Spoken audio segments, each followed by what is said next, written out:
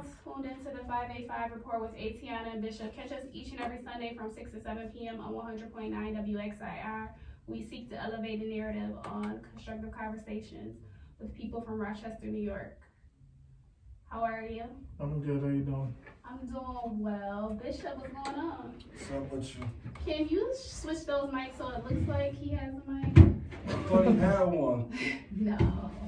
You should have said something earlier. I didn't even see it, so I just saw him talking, and I'm like, he has no mic. All right, so can you please introduce yourself to the people? What's up, Rochester?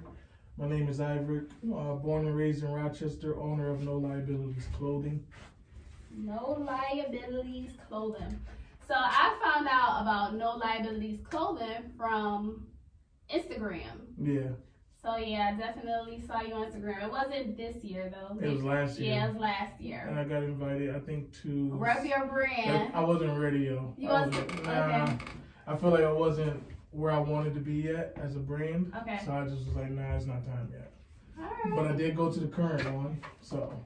Okay, so you went, but you haven't been a vendor yet. I was a vendor. You was a vendor? For the recent one, yeah, I was. Okay. I was upstairs. I was downstairs, and I guess somebody else wanted that table, so I was being nice and gave them that table. Okay. Next year, I'm not doing that though. I feel you because I remember like it was also 420, so it was a lot going on that day. Yeah. But I know that I went upstairs and it was like kind of like a lot of people. Yeah, there's a lot of people upstairs that rep your brand. Yeah. But how was it overall? Was it a good experience? It was a great experience. Shout out to James and the whole Extreme Entertainment. I felt like I marketed well and met people that I probably wouldn't have knew in Rochester if I didn't go. So it was a good venue. I'm trying to get James to do another Rep Your Brand fashion show. He keeps saying no way. That takes a lot. That's more than just the regular Rep Your Brand Galleria. The fashion show, that's a lot. Yeah. That's a lot. It was a lot of moving parts, and I think that's what, like, you know, kind of making them not want to do it, kind of steer away from not wanting to do it. But I feel like we've done it once, so we know where like the pitfalls are and how we can change and improve for another show. I'm not gonna stop asking him. But you gotta look at it like this though. There's so many brands. Yes. There's so many brands in Rochester now. Mm-hmm. Like, you're a verified brand. Robin Banks is a verified brand. There's a couple other verified brands. But there's a lot of people who just throwing everyday sayings on shirts and... I didn't want to be the first one to say it. No. Am I wrong? You're not wrong. To say it. He's not wrong. Everybody thinks just throwing something on a shirt and selling it, that's a brand. No, that's not a brand. That's just an everyday slogan. You don't copyright that. I can almost guarantee you. I don't want to give a false percentage, but 7 out of 10 people making these shirts or whatever they call themselves, they don't own copyrights at all to what they're like, no trademarks, no nothing. Right. Like I was one time thinking about going downtown and just start. And even that though, like, even my name on everything. When I started doing that, I was like, okay, my sister said go downtown, and that's not even copywriting it. Right, just you know, because that's just a step. You know what I mean? Then you got to go through all this other stuff and pay a whole bunch of money to get it to be yours. Official, you know what I mean? right. Yeah. So I agree. But it had to be said. No, yeah, you're absolutely right, because not to like throw nobody under the bus, because everybody worked hard during that fashion show, but you can definitely see people who have been established for a period of time, and people who are like just starting, just coming up, what and they say, the cloth's different. and not really, you know, versed in how like your fashion should be. It's more than just something on a t-shirt. Correct. So how did No Liabilities come about? Like, to be honest with y'all, it came up as, I don't want to say a joke, but it just came up as a slogan that I started saying. I was working with this guy, and I don't want to say the job we worked at, but a lot of people were renting stuff, and I'm like, dang, you can't even afford this. Why are you even putting yourself in this situation? Yeah, you a liability. And I just started saying no liabilities to everything. And then as I got older, a lot of this stuff started pertaining to my real life, like, yo, fake friends and people that's in my face, like, you a liability to me, like, I don't want you around me. So I just started running with it. I like that. I might have to use that. Cause I feel like I've definitely come across some liabilities. Shoot, I've been a liability. I ain't gonna even lie. I think we've all been. I ain't gonna even lie. I've been a liability on several occasions. That's the old Atiana. So I think we all been a liability once in our life. Yeah. I mean, regardless however you want to spin it, I think I was a liability at once, but you know what I mean, it's all about changing it. yeah, changing the narrative. Yeah. Alright, how long have you been in business? How long have you been doing this? Since 2013, it was a slogan, but then I think in 2013 I started selling shirts, and then I think I quit. I was like, man, this ain't for me. And then somebody just was like, yo, you got to keep going. You got something. And 2 years ago, I was like, you know what? I'm just going to do it again, and I'm just going to go hard with it. And ever since then, I've seen my consistency pay off. So. Why did you quit? I don't know, just obstacles in life. Also, as far as people don't know how much this stuff costs. This stuff costs a lot of money to just keep doing and doing and doing, and just be given away for free. You can't do that all the time. So. That was one of the things. I was probably working a job that I probably shouldn't have been at or couldn't afford to continue the business. Yeah, I definitely know that it's an expense. Yeah. So, I have a friend and she does, her brand is Black Nostalgia. Tasha, that's my homegirl. Yeah. And I just see all the effort she puts into her craft. So I know it's definitely if you want to do it the right way, it can become another full-time job. Yeah. Especially, I think she has her stuff in stores. I think it's Flower City Fresh. Yeah. So it could be another full-time job. It is a full-time job if you wanted to go where you wanted to go. Sometimes I'd be up all night trying to think of ideas and stuff like that, but not no more now. So. Why not anymore? Because I'm branching out. As you see, I did the tracksuits and then I did the sweatsuits, so it makes it a little bit easier on me to kind of not focus on what's the next T-shirt or hoodie I have to come out with. So. Oh, okay. So you started with T-shirts, and then now you're hoodies, and then the tracksuits. I did see the tracksuits. Yeah. I saw Devo. Yeah. As one of the models for him. He crazy right now. He got the little elf on the show. Yeah. Yo. Yeah, you if saw y'all the haven't last seen one? that. What is wrong with him? I don't know him personally, just from being around the town, but that is my best friend. The dude is funny. Oh my gosh, I'm looking at those elves on the shelf. I'm like, where are he coming up with these ideas? Yeah. He had the little grapes. The lady on the table going under the knife. I texted him today, where you come up with this stuff? He's like, I got a whole bunch of those. Oh my gosh. So yeah, shout out to him. Yeah, definitely. Okay, so how do you manage to stay relevant? Like Bishop said, it's so many people doing so many different things, and then they pop up one week and then we don't hear from them the next week. How do you manage to stay relevant, and how do you think that you're gonna last? I talked to my sister about this over Thanksgiving. I'm like, there's so many people coming out with brands. It's hard to diverse myself or keep myself atop of the food chain. But she's just like, yeah, you just gotta come out with different stuff. So next year, 2020, I'm gonna do something nobody else did in Rochester. So I'm just gonna keep it going just like that. Hoodies and t-shirts always gonna be a staple of the brand, but I'm trying to venture out more further than just that. You know what I mean? So just pay attention to 2020. Okay. 2020.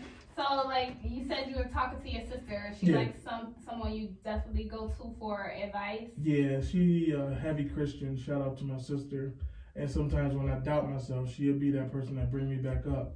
Especially with, like you said, it's so many people doing it. And I'm like, why am I should be standing out? Especially like you said, people just come out with brands and sometimes it don't have a meaning behind it. You know what I mean? And this has a meaning behind it. You know what I mean? From the struggle and just people just smiling in your face, come from the bottom. All of that stuff, that's what this no liabilities means. So sometimes it's I think it's a popularity contest and I just not gonna be a part of it. I see so many things on Instagram, it be slogans, and this next day, like somebody will put it on a shirt, and it's not, it doesn't belong to them. Like how does that all get regulated? Like, I mean, it doesn't matter though. Like you can do it, but if it get big, then that's when it start coming into like, who it all goes down as under the Freedom of Speech Act. But say for instance, if it's my copyright, and I own these trademarks, you put that on the shirt, I need you to cut me a check. Somebody did that, and I think because I'm definitely coming for that check. Yeah. I think Brock was saying that at one time, like, cause you know he has a neighborhood scholar, and I guess someone was doing that to him, and he put stop and desist, cease and desist on making that. There was somebody in I think Connecticut that was doing no liabilities, and they was putting it on their shirt, and I had to show them all the paperwork, like, hey, this trademark, you can't use it, and they stopped using it. Yeah. So.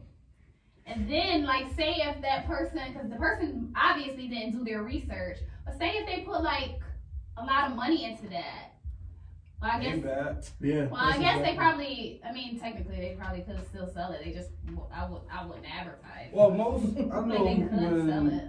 When my brother went into he down in Tennessee, he actually had a lawyer, and his lawyer just salvaged everywhere you could think of to like, we got to make sure before we start pumping money into this, we're not about to get sued on the back end because somebody in northeastern Idaho already owned the copyrights to this.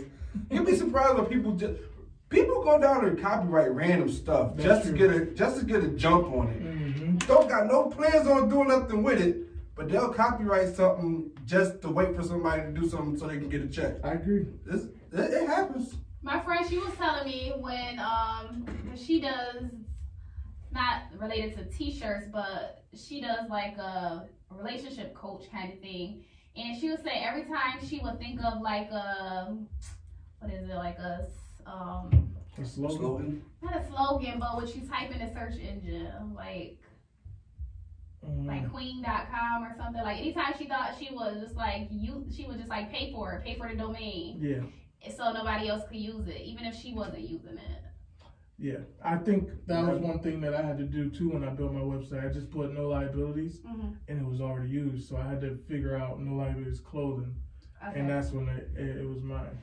Yeah, she is like anything that's related to. I'm just gonna pay for the domain so people can't like people can't use it. I guess it's not expensive. Just no, it's not. So that's why she went that route.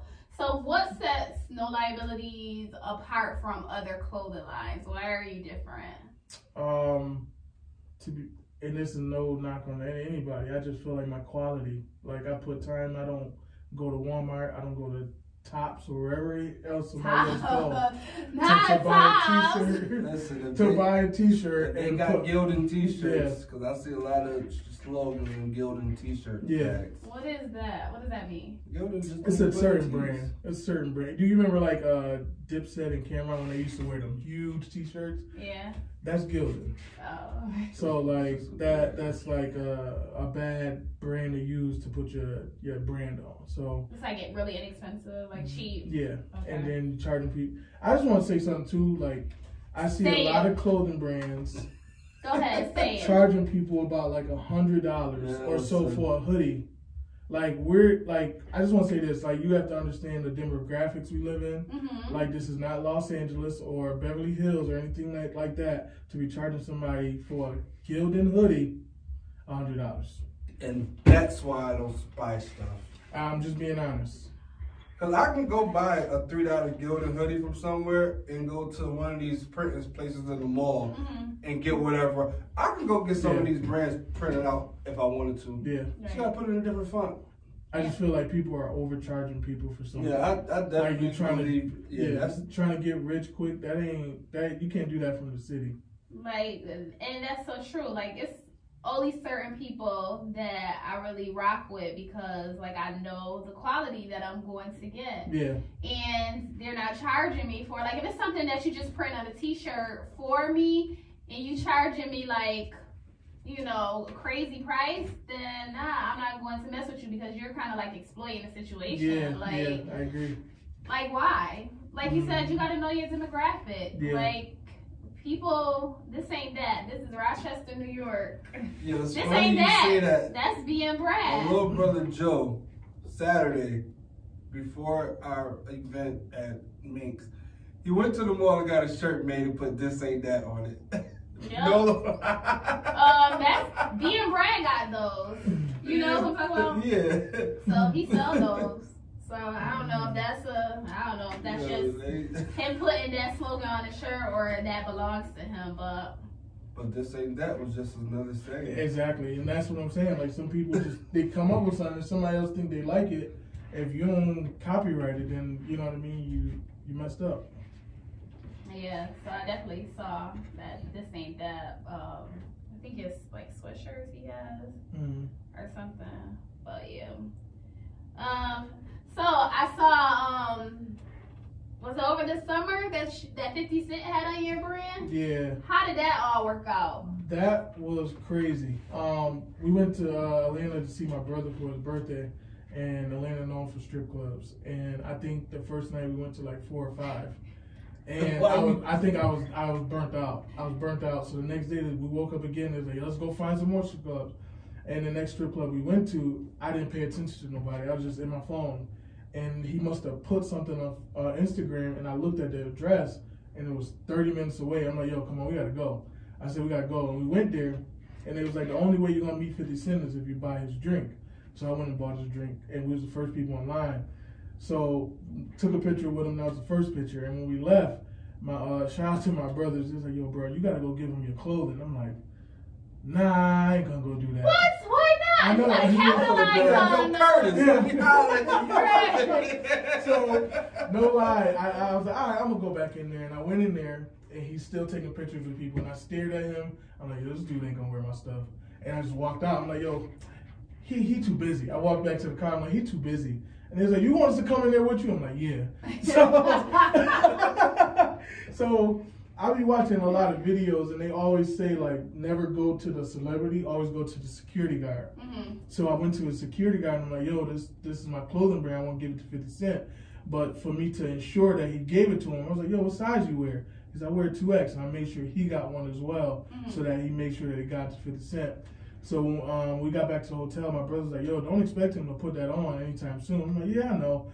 So when we got home, my homegirl called me and was like, yo, what tracksuit did you give him? I said, I gave him both. She's like, yo, he in Atlanta with it on right now. I'm like, get the fuck out of here. Don't cuss, don't cuss. Yeah, I looked on Instagram, and I just dropped my phone. Like, come on, get out of here. Yo! That's dope. Yeah, that was dope. See what you would have missed out on? But that's right up. That No Liabilities is right up 50 Alley. Yeah. Exactly. Yeah. Like that might be his life slogan. Yeah. He crazy. Yeah. That's dope. So right that was there. dope. Yeah, that was a huge climax in the brand. But I mean, even the comedian, what's his name, Prince T-Dub, he even wore something. Okay. So it's like a few other people that I've sent stuff out to. So you probably will see it on Instagram soon.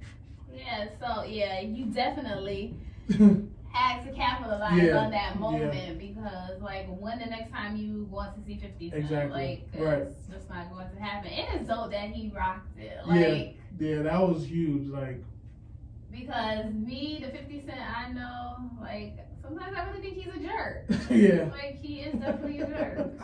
Honestly speaking, that's one of those situations when it comes to 50 Cent, you know he like the biggest troll in the world. Yeah. So you never know what you gonna get with him. Exactly. So it's like, you know it's crazy. I would have been like you, like, I'll pass. I ain't got time for that. When I met him though, he wasn't the same person as So he you is think on he do IG. that for the net? I think he definitely does that for that. Like, he was like down to earth. He was down to earth, cool, everything. So it was crazy. Okay, alright. So what's next? Or do you want to talk about it? I know you said 2020 about to be different. So. Yeah. There's gonna be some new colors to tracksuits. 3 different colors. Some new hoodie designs, and I don't even want to tell people right now, but it's gonna be something new that nobody did in Rochester yet that I'm gonna try to pull off and see what happens. Okay. Well, I look forward to seeing what you got going on next. You just tuned in to this the 585 report with Atiana and Bishop. We are here with Ivorick. Yes. of No Liabilities Clothing. And we just kind of wrapped up an interview with him, discussed how long he's been in business, the premise behind No Liabilities, and how he got Mr. Curtis Jackson himself to wear his clothing. All right, let's move into some current events. Let's do it. So, Bishop, I think you posted this on Facebook about the SEC launches an investigation into the Rochester City School District. So, you're aware what's all going on with the district about the budget crisis and all that. All right, so now the SEC is involved. So, I can't say that, you know, I knew that was coming. Like, I felt like I knew something big was coming because a $60 million deficit, like, that's no little number. Right. No, it's worse because it's a $60 million deficit, but $30 million is unaccounted for. Oh, see, that's the spot that got the SEC freaking out. Like, okay, every school district across the country, they have deficits, they have budget troubles or whatever. You get less, you spend more, all that type of stuff. Right. Most school districts could prove where the money went or what they didn't spend. When you lose $30 million from the federal government, that's a lot of money. That's not, I don't care what city, this could be Connecticut, this could be Los Angeles. You lose $30 million, somebody gonna come knocking at your door. I need to see your paperwork. Right. Yeah, so now the feds basically launched an investigation. So what the city school district, what they did is, I guess they sought short-term financing. So they knew, you know, something wasn't right, so they sought some short-term finances. And they made some false terms, some false statements. They were saying that they were good, but, you know, they really weren't. So the SEC basically subpoenaed them this week for all the information related to those issues. So I'm interested to see where that goes. Because now that the SEC is involved, like, I feel like some fines, some jail time, all that, some skeletons, all of that. They thought that, listen, the city school district is not above nobody. And you see they locked up McFadden. Right. If they gonna lock up McFadden, you think they won't lock you up? Right. And he's the staple of Rochester. That's what's so sad about it, because he used to be on the water cooler going hard. On people. Like, I understand that. I remember one time I was coming from Jamaica and I seen him in North Carolina when I had my, my flight. I'm like, that's Adam McFadden or whatever. And then I see the news. I'm like, man, get out of here. Like, the government, and I think all these he only took like, what, $1 million or something? I don't remember what the exact number, but it was just crazy the way, like, in which he just so passionate and call other people out and will just, like, put you on blast on the air. Like, at the end of the day, I understand he's human. But for him, the way he goes in, the way he used to go in on the radio, and when I saw this come out, I'm like... But you gotta remember, some of these politicians and people in these appointed places, well, voted in places or whatever, they feel untouchable because they got so many laws protecting them that now it's like we living in a country where the country's in debt, so you know they about to start getting their money from everybody. Not only that too, but like people getting these high title positions and people look up to them, so anything they say, they're gonna listen to them. You know what I mean? If it sounds right, you know what I mean? If I tell you it's water and it's really not water, but you believe me, you're gonna believe it's water. You know what I mean? So it's sad. Yeah. So I guess the RCSD basically said that, you know, finances were trending positively and they were going to be relying less and less on reserves, but in reality, they were in the red. The whole time. They were in the red. But it's crazy because I know a couple people on the school board, and there's some school board members who didn't know. They was looking at the same reports everybody else was looking at.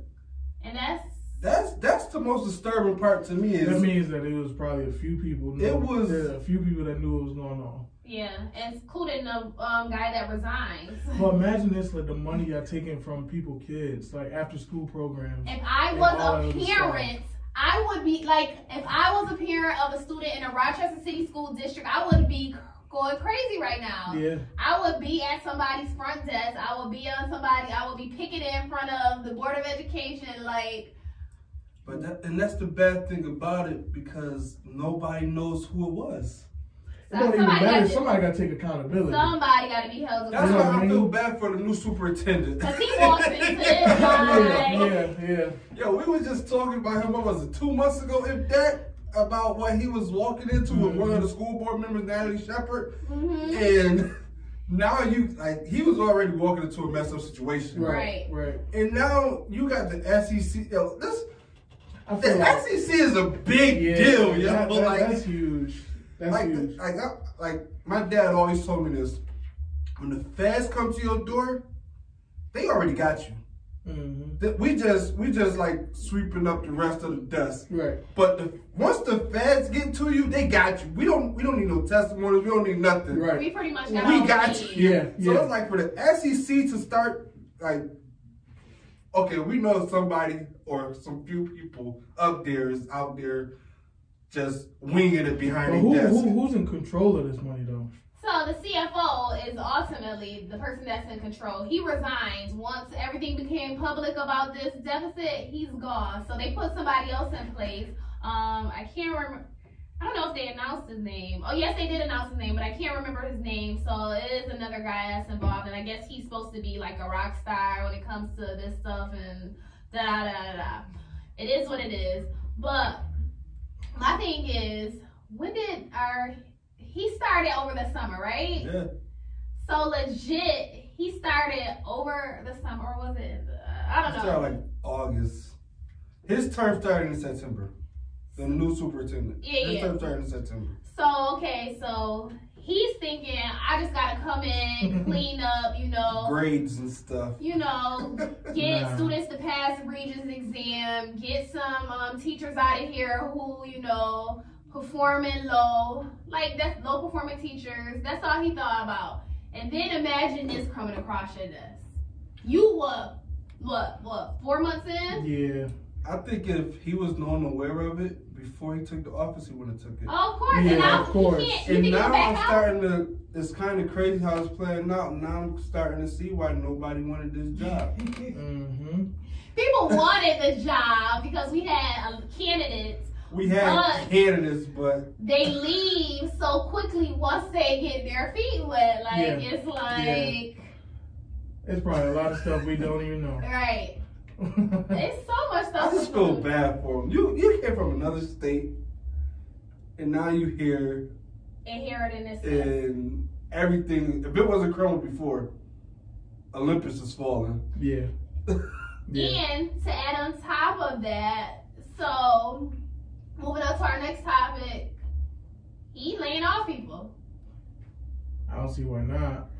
So you have, because you don't know who doing it. Exactly. So you kind of got to clean house and just start bringing in your own people that you believe and trust. You know what I mean? It's not so much about that. It's more of teachers.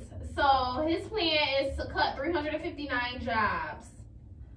So that's a part of his plan to dig the district out of the 64 million. This number just changes in every news story. 64 million budget shortfall. So 14.1 million of that is through a 5% staff reduction. 77 paras, 72 support jobs like clerks, mechanics.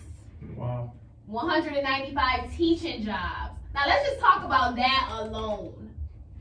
195 teaching jobs. The head of the Teachers Association, they agree with the cutoff. They agree with the layoffs and stuff.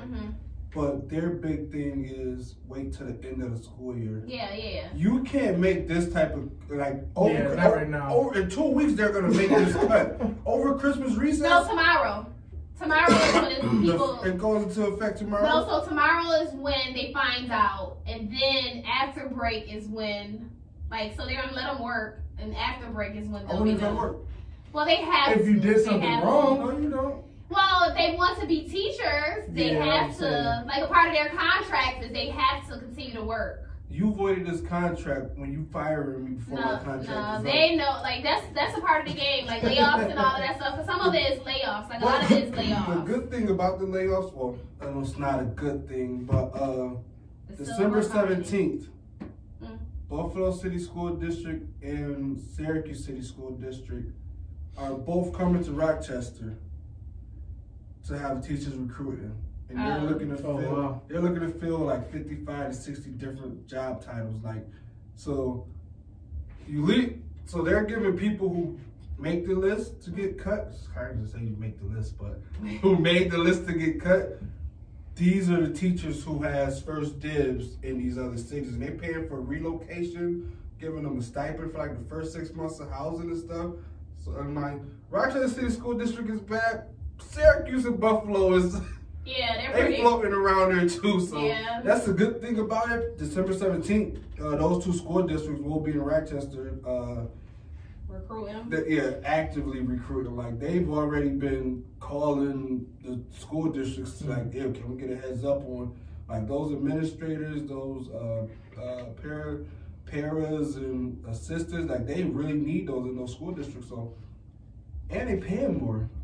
A little bluebird told I feel bad for the kids. Yeah, to come back to a whole new teacher. Yeah, that's difficult. Yeah, especially because you know our students, they already have a lot of people coming in and out of their lives, right? Yeah. And so like school is like one constant for them. Like they know these teachers. They know that the teachers 9 times out of 10, if they're a good teacher, like the teacher knows what I need, knows my personality, knows how I am, and I don't have to do that all over again. Yeah. So yeah, it is kind of sad for the students. There also it's 15 admin jobs, administrator jobs. So I mean, it is what it is at this point. They say the class sizes are supposed to go up like 60% per class. So if you had a class with like 21 people, you're now about to be in a class with 40. It's about to be 42 of us and 1 teacher in here. Yeah, that's kind of hard. I don't know. I don't care how long you've been a teacher. You can't focus on 42 kids. And you're not just dealing with those 42. What they got? Is every school got blocks now to 4 blocks? Yeah, I don't even know if they could do that. Like they can't do that because in teacher contracts, it shows how many students that can be in a class. So I don't know. No, that's written into the budget cuts that class sizes have to go up. When you gotta think about it. When you get rid of this many teachers, you got no choice but to boost class sizes. Yeah, but if my contract says that I can only teach 30 students, like they have to abide by those contracts. Teachers have the best contracts and they have the best union. Listen, you made the cut off the chopping block. You better take these other extra 25 kids and be good. But that's like realistically, how could you teach that many students? That's not fair. You can't. Yeah, that's why even when I went to college, I had classes, it was 250 of us in classes, but that's, in college, we had lectures. It's a lecture hall. So he's not talking to nobody individually. Most stuff that they teach you in college is just reiterating what you've already known. They just expounding on it. Middle school and high school, you're actually teaching these kids, and like you got to get personal. That's a lot. And I think it's gonna be even worse once these teachers start getting burnt out from the class loads, and that's more work you're putting on the people that still got jobs. Especially city schools. It's kind of different. Working in the city school district alone is like an accolade unlocked in life. Like I work for Rochester City School District, because Lord knows these kids are terrible. No, we can't say they're terrible. It's like it's such an emotional, like today, like my students are seniors, right? And so I've been working with them since they were 9th graders. So now they're seniors and it's time for college application. So we're doing all that stuff.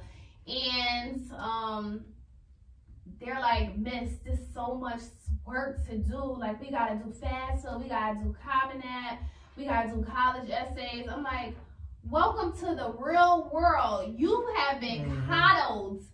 Like, the standards have been so low, the bar has been set so low for you all. So you think this is hard? Wait till you get to college. Yeah, I'm in college and I'm with this kid. And he probably just came. He just graduated. He's like, this is too much. I can't do this, and he dropped out. So I get what you're saying as far as that. Yeah, so it's like such an emotional roller coaster. Education is so emotional because, like, if you're a good teacher, and I want to say most teachers are, you know, you have your occasional bad few, but I want to say most teachers are, and you put your heart into this, yeah, right? Like, you come every day, and with these kids, you get verbally abused, you get treated any kind of way, there's no really appreciation, and kids can be ungrateful. But you come in day after day after day to do what you can to hopefully get them to the next level. And sometimes, like, it becomes too much for me. Mm-hmm. And so I'm in school too for educational supervision and leadership. And I question, like, am I mentally stable enough to be able to deal with the challenges that our students face? Because, like, you can do your best, you can give your all, but at the end of the day, like, it depends a lot on the students, and you can't control them. Right. So it's hard. Like, and some of these kids, like, I don't want to say they're bad kids because they learned their behaviors from somewhere. Oh. Mm-hmm. So I would say there's the environment. Yeah, there's a lot of bad parents. So that's what it is. But, I mean, your passion should override that, though. Like, you wouldn't have gotten that field if you didn't really want to do it. I know, but sometimes I'm just like today I was real emotional. And I started to go on a rant on Facebook, but I always write it and then I always erase it because, like, you put so much into this. And you're right, my passion should override it. I've been doing this I'm new to education, though. Mm-hmm. Like, I worked for Wegmans for 15 years, and then I decided I wanted to go the education route. So I've only been in education for like 5 years. Yeah. So, I don't know. We shall see at the end of my program which direction I'm headed in. But a lot of teachers were complaining because they felt that they should have chopped, like, more admin jobs versus teaching jobs because that would have made, like, accounted for more money. But okay, what are they teaching us though? Like, as I look back, what did y'all teach me? Nothing that was pretty much resourceful to my everyday life now. You know what I mean? Some of these students say that still haven't used this yet. I mean, and I'm being honest. You know what I mean? I haven't used nothing I learned in high school in real life. At all. Nothing. I've used more than what I learned in college and real world experience than I did high school. High school is just, especially when they came up with that. Like, my daughter she's 10 now. She gets homeschooled now. She used to go to Mercy. I took her out of there. She gets homeschooled now. But when she was 8 years old, she came home and she was doing her homework and she was like, I'm just gonna skip math today, Dad.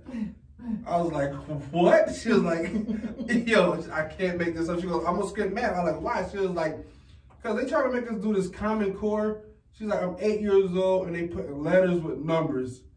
When am I going to use that? I'm like, if an 8-year-old says this to her grown daddy, and you know, can't lie. All I did, I was like, yo, you're not going to use it, but you need it to pass. Right. And she was like, I'll do it once you make this make sense to me. Yeah. So I sat there for like 2.5 hours trying to convince my daughter how Common Core actually helped her. Mm-hmm. And it really doesn't at all. Yeah. But if an 8-year-old says that, picture somebody doing it in high school. But going back to what you said, like, a lot of stuff I haven't used. Only thing I did, I went to Edison, so I had a business and computers class. And I did use some of the stuff from there. Yeah. So their trades, because, you know, business was my trade, I forgot what they call my shop class. Yeah. So they have like construction, they have masonry, they have welding, they have like graphic design. You went to Edison? Yeah. Oh, okay. So you know, so classes like those. Yeah. But yeah, you took them out though. No, they're there. Still? I work at Edison. They have all those. Like, they don't have cosmetology there. Yeah. And that's one that I wish they would bring back, because so many girls, like, whether we agree with a lot of people doing here or not, so many girls, like, especially when I went to school, the only reason why they stayed in school because they had that shop class, and they did here. And so if the girls want to do that, and that's going to keep them in school, and that's going to help them graduate, then who are we to say, like, doing here, everybody do here. Right. I don't even think health class taught me nothing. No, health class taught me a few things. Because my parents were the type that will just open up and talk to me about stuff like I am with my kids. But that made me think it over then. That didn't work too well for a lot of people. I didn't have a baby thinking over. I had a real life baby. She right next door, 17 years old. I had a real life baby. I didn't even get a chance to go through the experiment. But like you said, people want to delay it, and the superintendent, like, nah. He like, no. Like, he's like, basically, it's a no-go. If we wait until June, like, we're going into another school year in the red. So he's like, that sinks us farther into a financial hole.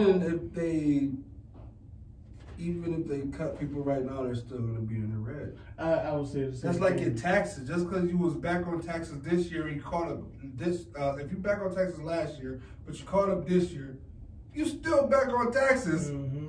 So it's like, we're not, just because you go to the new school year a little bit under the red, bro, we're not excusing this 64 million y'all badly lost. Yeah, because that's the cuts, the teacher cuts and all of that. That only brings them to 14 million. That's nothing. It's a little bit off of the 64 million, but that's nothing. That ain't nothing.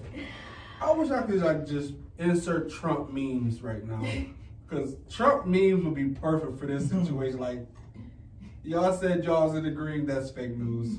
Like, where's Trump when you need him? We need him. No, we never needed him. I never needed him. But you know, one thing about this is crazy, because you see a lot of these charter schools and stuff popping up now, and there's a lot of city school district teachers who left, like, they retired from the city school district, but they're working in these charter schools now. So it's like somehow all these independently owned charter schools are prospering and stuff. Well, some pop up and then leave. Like, it was Puck Achieve, and it was Rock Achieve, and then it's nothing now. But I'm talking about like all the other uncommon schools. Yeah, uncommon. Like U Prep and all of them. Yeah. They're like Vertus and all of them. They taking off. And there's a lot of teachers that retired from the city school district who went and now they're working at these uncommon schools and stuff. My cousin and it's left just like, Edison. how can these schools like that just popped up, how can they be so successful when y'all been established, right? But it's less red tape in those environments. Like, if my cousin, he's the CEO of UPrep now. He left Edison as a principal, and he was tenure, and he had 20 years with the district. So I think he saw the writings on the wall. So, you had to. So, because before, for you to leave a 10-year position, 20 years in the district, Who you cousin? Walter Larkin. Yeah, I know him. Yeah, so for him to do that, like, I think he had to see the writing on the wall. So he like, please let me get out while I can and go. And so if he wants to make a decision, he ain't gotta go to 20 layers to do it. Right. It's all right there. Like, all he has to do is make the decision, probably talk to maybe his CFO and talk to, you know, who else on his team, and then the decision is made. Like, that's why I am considering possibly going to a charter, working at a charter school once I'm done. I don't know. But keep your options open. Yes, I am. I definitely open right now. I don't think I want to work for the district. Like, not to be funny or anything, but it's just so much going on, and the story gets crazier and crazier as it unfolds. They were supposed to lay off 18 administrators, but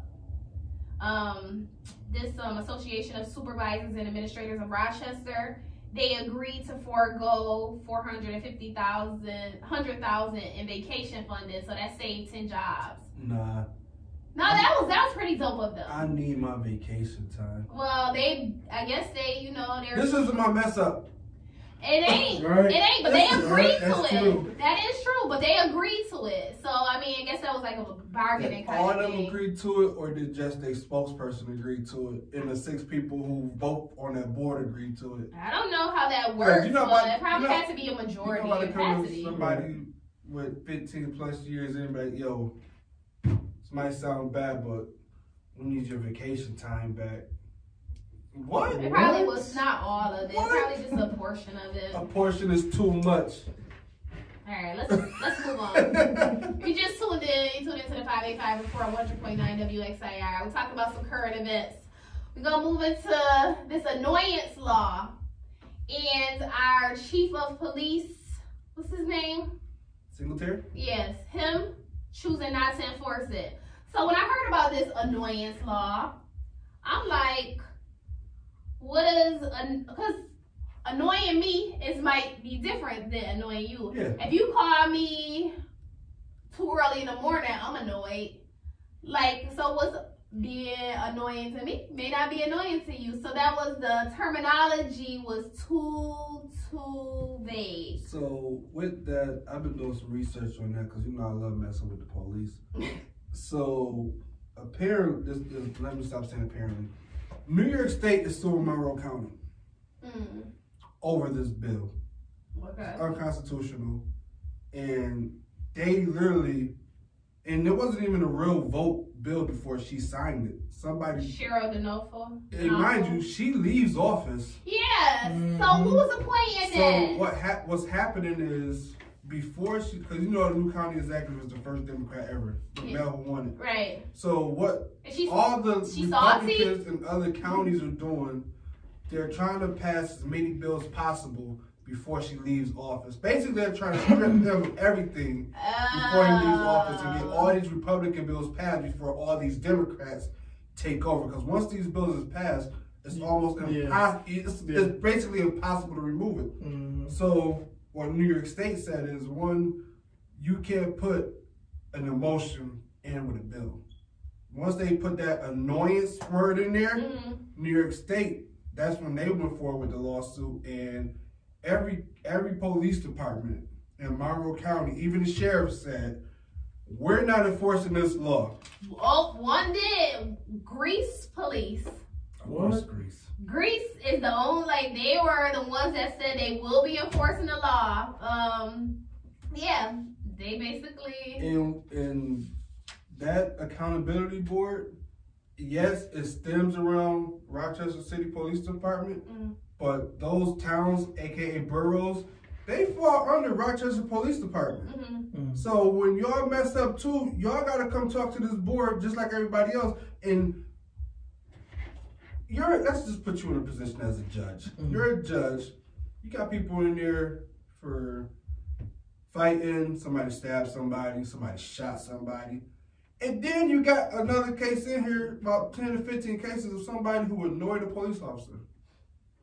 Clicking a pin can annoy somebody. Right. That's true.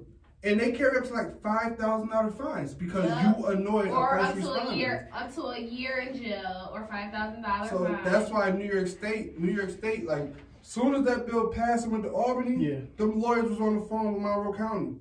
New York State got a lot of crazy laws. Yeah, New York State is a money law. I want to get out of here once I graduate. But this is one thing that New York State can't afford to have under their belt. This annoyance law, you can't. You talk about a hostile situation. Come put me in handcuffs because you mad that you doing your job. Now you got everybody on the block mad. Right. Now you just made a one problem you could have solved turned into 15 problems. Now you're calling for backup. Now you got turn into martial law or something. And that's what it kind of is. Annoyance, because you're annoyed. Yeah, so under the law, if a person behaves in a manner intended to annoy, alarm, or threaten the personal safety of a police officer, peace officer, or first responder, they could be arrested or sentenced up to a year in jail and or face a $5,000 fine. Wow. because you annoyed somebody. My kid annoyed me every day. What I'm gonna do, call the police? Yo, she annoying me, bro. You gotta come scoop her up real quick.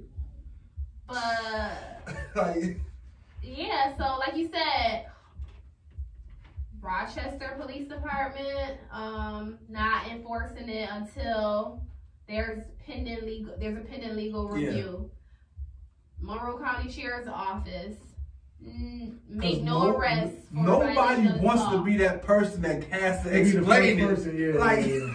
Right. Why? Especially sheriffs. You know, sheriffs already don't arrest you. They just give you citations. Right. You basically, county executive, you basically said it's your job to bring these nuisances up to us. Nobody wants to be, that's a can of worms you do not want to work in. Like, right. You the first person to say, what you bagged them for? Man, they was just talking to me while I was trying to talk to somebody else. Oh my God. You talk about division in the ranks? Man, listen, that law would get broken on Clinton Avenue a million times. Hudson, everywhere. Like, you might as well just stay in your car, bro. Don't even get it out. Yeah, it's just like you said, it's too vague. It violates First Amendment rights, and like we're trying to repair police-community relationships. This is going to harm them. It's going to do more bad than good. I think that's why Singletary jumped on that mic so fast. Singletary like, this ain't got nothing to do with us. We're not enforcing this law. And he saw all the other towns, they started bandwagoning. And then once the sheriff said it, I knew the law was all messed up. When you got your sheriff saying we not going to enforce something that our boss just said enforce, yeah, it's deeper than rap. Right. Yeah, so DeNovo, they tried to speak to her, but she respectfully declined to comment. So they're not gonna revoke the law. Like, it is what it is. They respect that law enforcement agencies aren't enforcing it. If people do decide they want to repeal the new law, I guess that can happen in January. So. Well, my thing is, why make a law if it's optional to enforce? I didn't know they can do that, first of all. But since it's under legal review, I think that's why they have the option to enforce it or not. That's why the Norfolk didn't want to say nothing because she's still salty about losing. You know when you got that sure win in your pocket? And then, wow, somebody throw a spade on the table. Yeah, she was salty. Spade on the table. I was wanting to play spades. Like, I was definitely wanting to play spades last weekend. I ain't had a good spades game in a long time. You know how to play spades? Please tell me how to play spades. I just learned how to play spades this summer. I'm black, you guys. I am black. Jesus. You kept that to yourself, player. So you still can't play yet, really? Basically, I'm alright. Because if I got on the table with you, I'm gonna get upset if you gonna do the wrong one. Right. Real spades players, like you gotta have at least 10,000 hours in to play spades. Next subject. I was playing spades like legit since I was about 10 years old. And I'm 34 now. Like, I've been playing spades because my parents grew up. They had spades tournaments at our house. They would fry chicken. They would get a trophy. Right. People would pay to get in the tournament. Like, it used to go down. I remember it. I don't think I ever paid attention to it. People are not. I gotta teach my kids to play spades. I don't feel like I fail as a parent if I didn't teach them. They gotta pass their light skin. Don't do that. Do not do that. They gotta pass their light skin. Alright. So we're gonna go into some events that's coming up. There's a Black and Blue Winter Gala, 12/20, 7 p.m. at the Penthouse. So Carlton Wilcox. So this is gonna be an evening of dinner, live music, and dancing for law enforcement, first responders, and medical professionals. Go figure. Tickets can be found on Eventbrite. Next up, Bakes Boys Entertainment, New Year's Eve party at Tropics. They done named that place so many different times. like 3 different names since I It's been remember. so many names. Yeah, you lose your license to one thing, name it something else, and open back up. 12/31 New Year's Eve 4775. They got a lot of hosts on there, and they just added my boy Casanova. If I was in town for New Year's, I'll probably go. Yeah, that's 10 to 2. Yeah, I just saw but I don't know those girls. Who are those girls that are on there? Instagram chicks? I was gonna say porn stars, but yeah, Instagram chicks. Okay. Yeah, I don't know those girls, so I just assumed they were Instagram chicks. Yeah, Instagram chicks. Alright, so that's / porn stars. so that's 10 to 2. The R-Red is at Meek Lounge. That's Extremist Show Out. Sunday, 10 to 2, Meek Lounge, 398 West Main. And then Extreme TV Events and Premier Marketing Group, More Life New Year's Eve Party. That flyer just came out today. That's another New Year's Eve party. That's 8 to 1, location to be announced. Tickets can be purchased at Exquisite and Entourage Beauty Bar. Any other events? I think I went to New Year's last year. It was pretty dope. That was my first time ever being out on New Year's. I don't do the whole New Year's thing. Why not? I don't know. Usually be with family and stuff? Church. Oh, church. Oh, I used church. to be in I used to church church when I got and grown. I used to be at church, and after church I would go right out. Yeah. Heathen. My mom is crazy because my Heathen. mom is a bishop and she has her own church. My name is Bishop. And so up to I got to the age of when I could decide if I want to go to church or not. Mhm. The first time she said, "Do you want to go to church today?" I instantly opted out. Yeah. I didn't know that came with chores around the house for days and days and days. But as I got older and I switched religions or whatever, and she still asked me to come to church on New Year's Eve. And I can't do it because I be drunk so early. I be so lit on New Year's, like, that's my time to put the year behind me and like bust through the door for next year. Like Bust through the door. Not bust through the door. nah, but it's like I just feel like New Year's is the time for celebration. Don't get me wrong. Well, he celebrates in church. You can celebrate in Not church. no more though. I haven't been it's been a while since I've been to church. Okay. Like I just started going back to church. Yeah. The Congrats. Father's house. Because it's not churchy. Yeah. That's what lost me, the churchiness. I heard the Father's house is like one of those mega churches. It It's is. like a semi-mega church. It is, because they have like 2 different services, and the services are big, so It's in Henrietta, right? I believe. Chi-Light and Greece campus. Okay. And then they have a prison ministry as well, so that they go into the prisons as well. So I like the Father House. That's what's up. I enjoy it. Well, thank you for coming Hey, on. definitely, you guys. Appreciate you guys for having me. No doubt. When that new gear drop 2020, we need you back on and flash some of that. Yeah, definitely. It'll probably be out in January for sure. I just kind of being quiet for right now.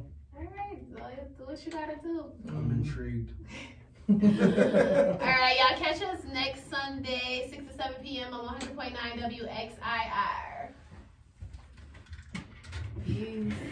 I was waiting for you to say that, Bishop. My bad.